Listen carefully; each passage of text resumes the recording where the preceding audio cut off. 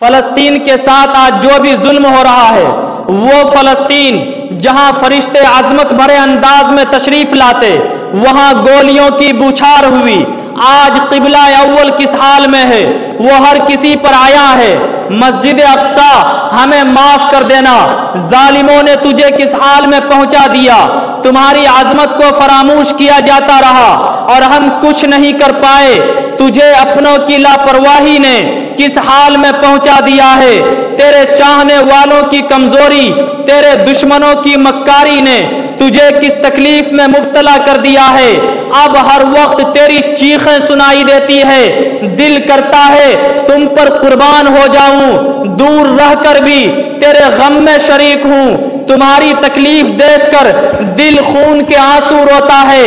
من کرتا ہے ظالموں پر آگ بن کر برس جاؤں۔ انشاءاللہ ایک دن ایسا بھی آئے گا کہ راستے کی رکاوٹیں دور ہوں گی اور ہم صلاح الدین ایوبی بن کر آئیں گے۔ آپ اپنی آنے والی نسلوں کو ببانگ دوہل یہ میسج ضرور پہنچائیے کہ فلسطین سے محبت کرنا ہمارا ایمانی تقاضا ہے، کیونکہ فلسطین نبیوں کا مسکن رہا ہے، اسلام کے معاملات فلسطین میں ہی پیش آئے ہیں، فلسطین کی طرف ہی حضرت ابراہیم علیہ السلام نے ہجرت فرمائی تھی، فلسطین میں ہی اللہ نے حضرت لوط علیہ السلام کو اس عذاب سے نجات عطا کی جو ان کی قوم پر نازل ہوا تھا، فلسطین میں ہی حضرت داؤد علیہ السلام نے سکونت اختیار کی اور وہاں اپنا ایک محراب بھی تعمیر فرمایا، فلسطین میں ہی حضرت سلیمان علیہ السلام بیٹھ کر پوری دنیا پر حکومت کیا کرتے تھے۔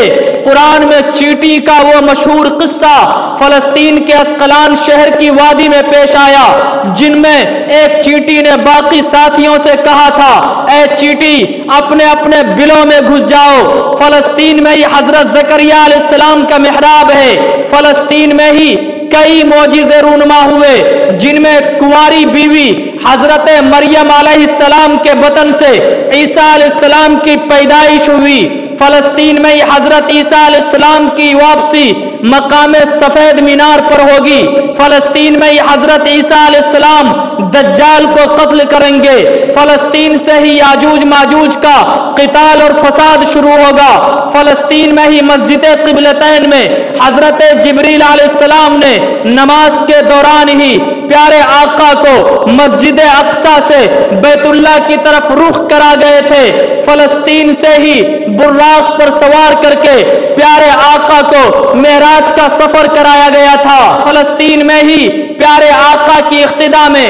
سارے نبیوں نے نمازیں ادا کی، فلسطین کو ہی 27 رجب المرجب 503 ہجری جمعہ کے دن صلاح الدین ایوبی کے ہاتھوں دوبارہ فتح کیا گیا، فلسطین کو ہی رومیوں کے ستم سے اس شہر کو بچانے کے لیے 5000 سے زیادہ صحابہ نے جام شہادت نوش کیا، شہادت کا باب آج تک بند نہیں ہوا ہے، سلسلہ ابھی تک چل رہا ہے، ارے یہ شہر تو شہیدوں کا شہر ہے، سنا ہے کہ تمہیں درد کا احساس نہیں ہوتا تو آؤ تمہیں شہر فلسطین لے چلوں، اور اقبال کہتا ہے خاک فلسطین پہ